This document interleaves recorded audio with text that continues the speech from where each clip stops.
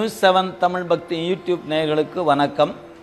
நம்முடைய நம்பி ஆரூர பெருமானுடைய ஊடல் தீர்ப்பதற்காக இறைவன் தூதனாக நள் இரவு என்று சொல்லக்கூடிய அந்த நேரத்தில் தூதனாக முதல் முறை சென்றார்.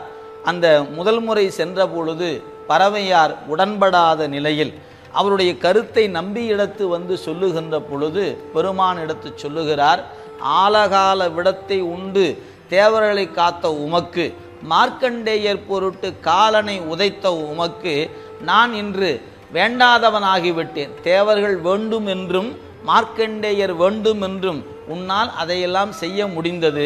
நான் இன்று வேண்டாதவன் என்பதனால் உனக்கு மிகை ஆன காரணத்தினாலே என் செய்வாய், உன்னால் போதாது என்று சொல்லிய பொழுது மட்டுமல்ல, இனி எப்போது உன்னால் இது முடியாதோ இனி நான் உயிர் வாழ மாட்டேன் என்று நம்பி ஆரூர சொல்ல இறைவன் பதைவதைத்து கொண்டு நம்பி நான் மீண்டும் ஒரு முறை செல்லுகிறேன் என்று சொல்லிவிட்டு விரைந்து போகிறார்.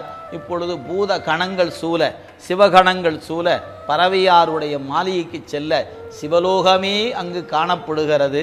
இப்பொழுது சென்று பறவையார் மாளிகைக்கு வரும்பொழுது அங்கே பறவையார் இந்த நேரத்தில் வந்தது இறைவனாக இருப்பாரோ, நாம் கோபம் கொண்டு அவ்வாறு சொல்லிவிட்டோமோ, இன்னொரு முறை இறைவர் வரமாட்டாரா என்று அவர்கள் காத்து கொண்டிருந்த நிலையில் பறவையாருடைய மாளிகை சென்று பாவா என்று சொன்ன பொழுதே கதவு திறந்து வருக வருக என்று அவர்கள் வரவேற்றார்கள். இறைவன் தன் உண்மை வடிவத்தை காட்டிய நிலையில் நம்பி இங்கு வர வேண்டும் என்று சொல்ல, தாங்களே எழுந்தருளிய பிறகு நான் வேண்டாம் என்று சொல்வதற்கு நான் யார் என்று பறவையார் வணங்கி நிற்க, அந்த திருவுள்ள சம்மதத்தை கொண்டு பெருமான் மீண்டும் திரும்புகிறார். நம்பி ஆரூரரை இடத்தில் அவர் தேவாசிரிய திருக்காவணத்தில் காத்து நிற்க இறைவன் வருகிறான்.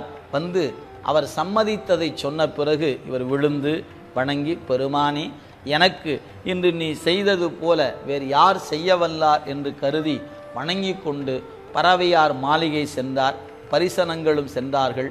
அன்று அங்கேயே எழுந்தருளி இருக்க பறவையார் நிறைகுடம் கொண்டு பூவும் நீரும் கொண்டு துதித்து அவரை வரவேற்றார்கள் என்று காட்டுகிறார்.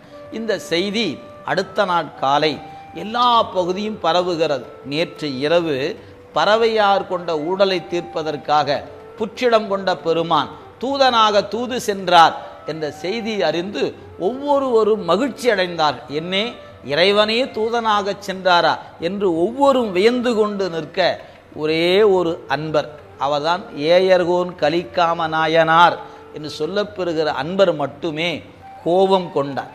இறைவனிடத்தில் இவர் சென்று முறையிடவும் இறைவன் தூதனாக போனாரா? இறைவன் என்பவன் யார்? இவர் கணவன் மனைவிக்கு ஏற்பட்ட ஊடலை தீர்ப்பதற்கு இறைவன் தூதனாக செல்வதா? இவர் கேட்கலாமா? முதல்ல அவர் போகலாமா அவர் என்று இறைவன் மீது வருத்தமும் நம்பி ஆரூரர் மீது கோபமும் கொள்கிறார் ஏயர்கோன் கலிக்காம நாயனார் என்கின்ற அன்பர். எனவே கோபத்தினுடைய முடிவில் ஒரு உறுதி எடுத்து கொள்கிறார். நம்பி ஆரூரரை எந்த காரணம் கொண்டும் நாம் பார்க்கக்கூடாது என்று ஒரு சபதம் எடுத்துக்கொள்கிறார்.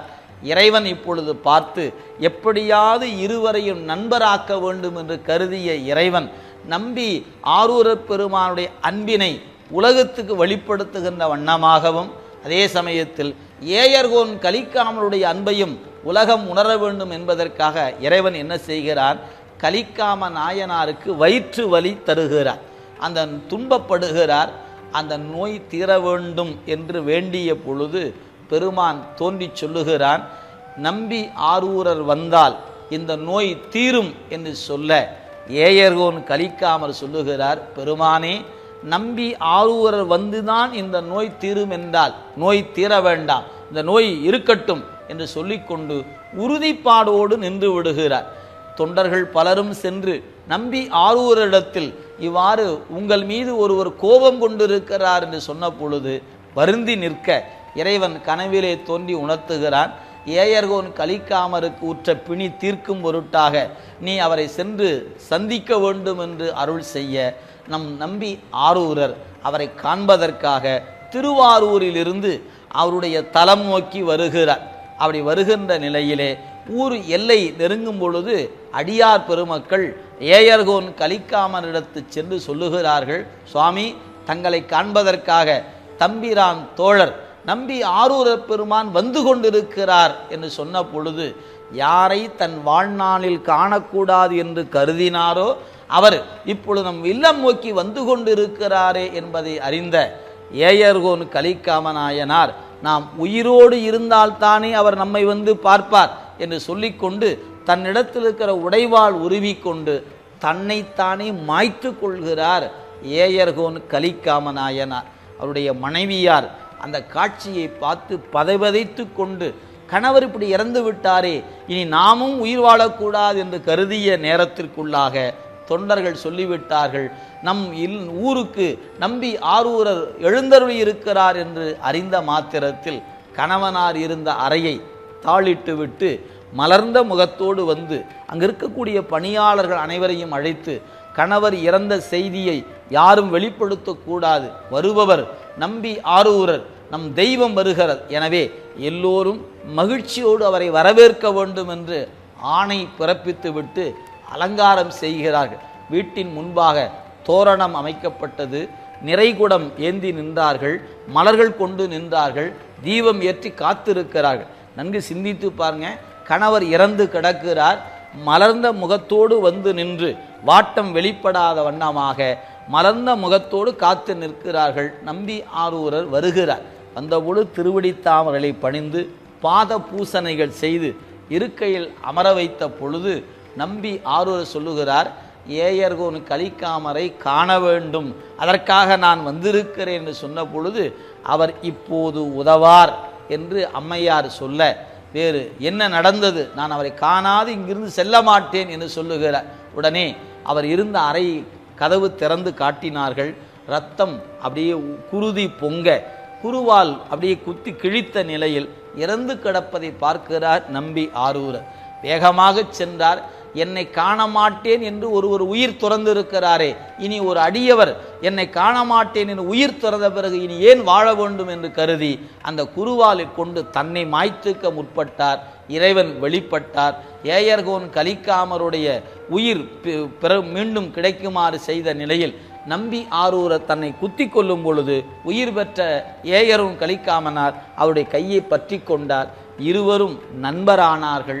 அந்த நட்பின் வண்ணமாக திருப்புன்கூர் சென்று பெருமானை திருப்பதிகம் பாடினார்கள்.